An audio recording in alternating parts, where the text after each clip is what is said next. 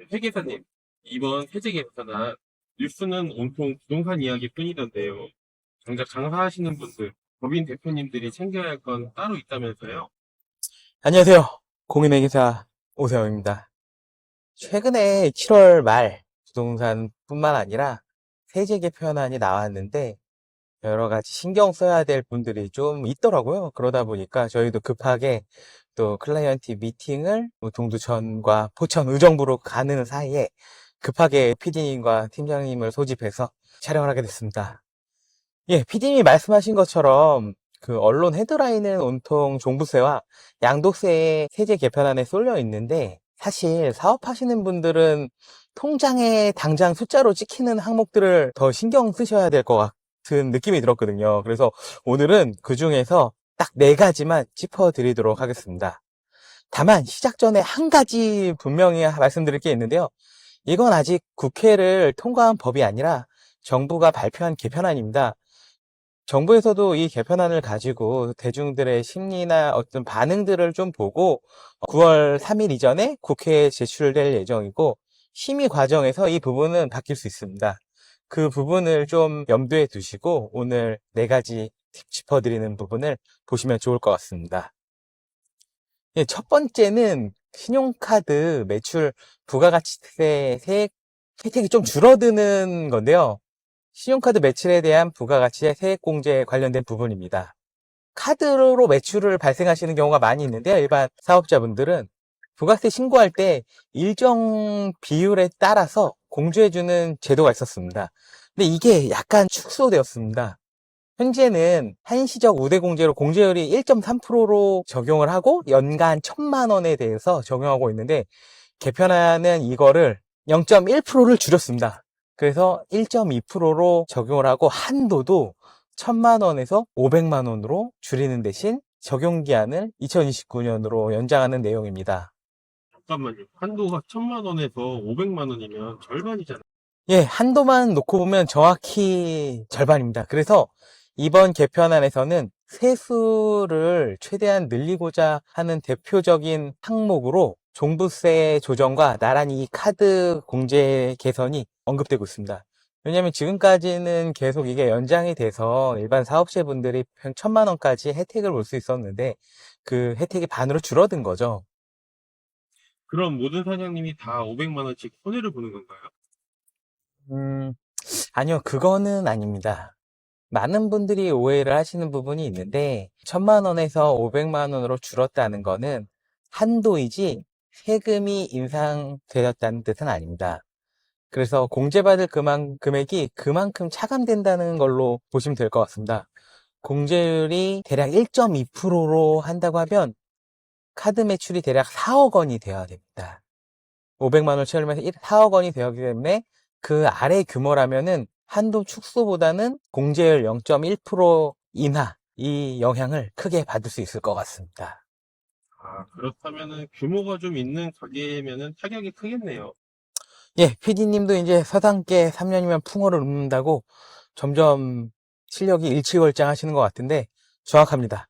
카드 매출 비중이 높고 매출 규모가 큰 음식점이나 학원, 병의원 같은 업종에서는 체감이 가장 클 겁니다.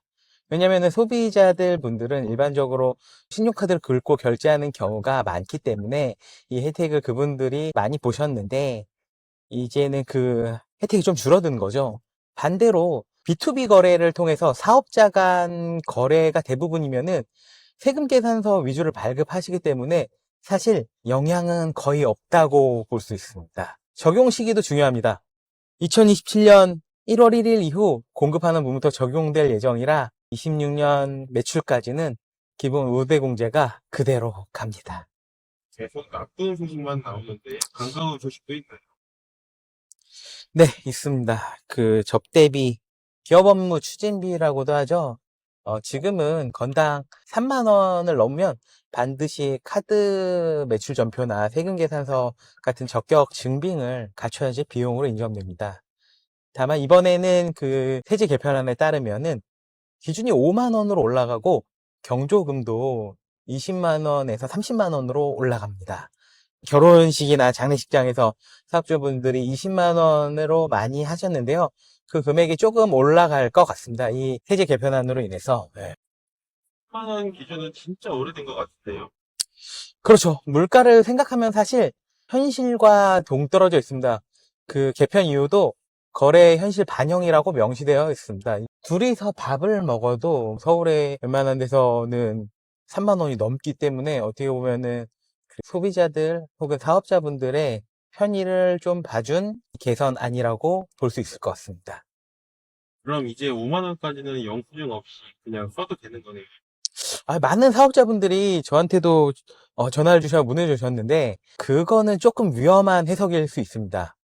적격 증빙 없이도 송금으로 인정하는 기준 금액이 올라간다는 것이지 증빙 자체가 필요 없다는 뜻이 절대 아닙니다. 거래 상대방이 누구인지 어떤 목적의 지출인지 여전히 입증하셔야 되고 기업 업무 추진비 한도는 이전과 그대로이기 때문에 한도를 넘긴 금액은 기준 금액과 무관하게 송금으로 인정되지 않습니다. 경조사비 30만 원은요. 청첩장만 있으면 그냥 인정이 되는 건가요? 예. 청첩장이나 부고문자 같은 증빙은 여전히 챙기셔야 합니다. 예를 들어서 모바일 청첩장이라도 그 일자와 대상자, 장소가 나와 있는 것을 받으시면은 꼭 캡처하시거나 파일로 저장하시는 게 안전할 것 같습니다. 모바일 청첩장 같은 경우에는 일정 기간이 지나면은 또 없어지는 단점이 있기 때문에 꼭 그거를 저장해 놓으셔야지 추후 격 증빙으로 제출할 때 필요한 증빙으로 할 수 있습니다. 그리고 한 가지 더, 이건 시행령 개정 사항이라서 시행일이 속하는 과세 연도부터 적용되기 때문에 국회 통과 여부와 함께 시행 시점을 확인하셔야 될 것 같습니다. 법인 차량 이야기도 있다고 하더라고요. 대표님들 관심 많으실 것 같은데요. 예, 많은 사업자분들이 이것도 실질적으로 가장 와닿는 부분 중에 하나이신데요. 이게 현재는 업무용 승용차 감가상각비를 한 대당 800만 원까지 비용으로 인정받고 있습니다. 이게 두 갈래로 나뉩니다. 전기차와 수소차는 정책적인 지원 성격인지 연 1000만 원으로 감가상각비 인정 금액이 올라가고 그 외 차량은 연 700만 원으로 내려갑니다. 그럼 내연기관차는 오히려 줄어드는 거네요. 그렇습니다. 이게 친환경차 사용을 유도하겠다는 취지죠. 예. 그 하이브리드 차량 같은 경우에도 개별 소비세 감면이 이번에 종료되는 걸 봐서 현 정부의 기조가 어떤 건지 대략은 방향성을 알 수 있을 것 같습니다. 하이브리드는 이제 더 이상 친환경차 우대 중심이 아니라는 신호로 읽으셔도 될 것 같습니다. 그럼 지금 타던 차도 갑자기 800만 원에서 700만 원으로 줄어든 아니요, 이게 정말 중요한 포인트입니다. 이 정책이 2027년 1월 1일 이후 새로 취득하거나 임차하는 분부터 적용이 되기 때문에 이미 현재 타고 계신 차량은 기존 한도가 유지됩니다. 그래서 올해 안에 차량 교체를 고민하고 계셨다면은 취득 시점이 실제로 세금에 영향을 줄 수 있습니다. 다만 800만 원이든 700만 원이든 이건 한도일 뿐이고 업무 전용 자동차 보험 가입이라든지 운행기록부 작성이라든지 기본 요건을 못 갖추면은 한도 문의 자체가 무의미하게 될 수 있습니다. 그러니까 한도 계산보다 요건이 먼저다. 정확합니다. 그리고 성실 신고 확인 대상 소규모 법인은 지금도 연 400만 원이 적용되는데 이 부분은 그대로 유지가 된다고 보시면 될 것 같습니다. 마지막이 제일 중요하다면서요? 예, 맞습니다. 저도 이번 세제 개편안을 보면서 종부세, 양도소득세 이외에 가장 좀 충격을 받았던 사항 중에 하나인데요. 비상장 법인 대표님들께서 좀 잘 들으셔야 될 개편안인 것 같습니다. 이게 자기주식 과세 체계가 아예 바뀌는입니다. 자기 주식이면 회사가 대표 주식을 사주는 그건가요? 예, 맞습니다. 대부분 그동안 실무에서는 가지급금을 정리한다거나 대표가 자금을 마련할 때 법인이 대표의 개인의 주식을 사들이는 방법을 많이 활용을 했었습니다. 이게 소각 목적이 아니라 단순히 매매도 인정이 되면서 양도소득으로 과세가 되는 거니까 배당으로 받는 것보다 세율면에서 유리할 경우가 종종 있었습니다. 그게 막히는 건가요? 예, 개편안은 자기 주식 과세를 자본 거래로 일원합니다. 쉽게 설명드리자면은 법인이 주주로부터 자기 주식을 취득하는 경우 주주가 받는 금액 중 취득가액을 넘는 부분은 양도로 산 게 아니라 배당으로 주겠다는 의제 배당으로 보겠다는 겁니다. 의제 배당이면 배당 소득이 네, 금융소득 종합과세 대상이 되고 다른 소득과 합산하셔야 됩니다. 이게 최고 기간이면은 지방소득세 포함한 상당한 부담이 생길 수 있습니다. 왜냐면 대표님들 급여도 높기 때문에 이 부분까지 합산이 되면은 많은 세율을 적용을 받을 수 있고 양도소득으로 보던 때와는 계산이 완전히 달라진다고 보시면 될 것 같습니다. 그럼 지금 자기 주식을 갖고 있는 회사들은 어떻게 되는 건가요? 경과 조치가 일단 있습니다. 2020년 12월 31일 이전에 취득한 자기 주식은 종전 규정을 적용되는 것으로 나와 있고요. 개정 규정은 27년 1월 1일부터 적용을 하는 것으로 나와 있습니다. 취득분부터 계산을 그때 하시면 될 것 같습니다. 반대로 법인 쪽에서는 자기 주식 처분 이익과 처분 손실을 입금과 송금에서 모두 빼는 방향으로 일단은 정리됩니다. 이익이 나도 법인세를 안 나지만 손실이 나도 비용으로 못 턴다는 게 핵심인 것 같습니다. 그럼 올해 안에 서둘러서 처리하는 게 유리한 건가요? 앞서 말씀드린 업무용 승용차와는 다르게 이거는 그렇게 단정을 짓기는 쉽지 않습니다.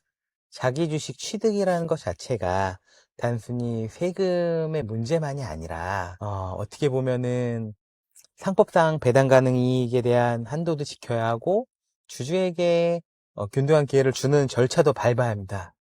2020년 개정 항법에 따라 취득한 자기 주식은 원칙적으로 1년 안에 소각해야 하는 문제도 함께 걸려 있습니다. 세금 하나만 보고 급하게 움직이면 거래 효력 자체가 흔들릴 수 있습니다. 세무와 법률 검토를 반드시 받으시기 바랍니다. 많은 이야기를 해주셨는데요. 오늘 내용을 한 문장으로 좀 정리를 해주실 수 있을까요? 이번 개편안에서는 사업자에게 주는 메시지가 있는데요. 그건 작은 혜택은 늘리고 큰 통로는 좁힌다라는 느낌이 들었습니다. 접대비 기준 금액처럼 실무 편의를 높이는 항목을 덜어 열어주지만 카드 매출 공제라든지 자기 주식처럼 금액이 큰 항목은 조이고 있습니다. 그러니 뉴스 헤드라인만 보고 안심하시거나 놀라실 게 아니라 내 사업 구조에서 어떤 항목이 어떻게 걸리는지에 대한 확인을 하시는 게 필요할 것 같습니다. 특히 오늘 말씀드린 항목 대부분은 2027년 1월 1일 기준으로 시행되는 부분이 대부분입니다. 지금부터 연말까지 준비 기간이라는 뜻이죠. 어떻게 보면. 다만 아직 정부안이나 국회 통과 내용을 보고 최종 판단을 해주시면 좋을 것 같습니다.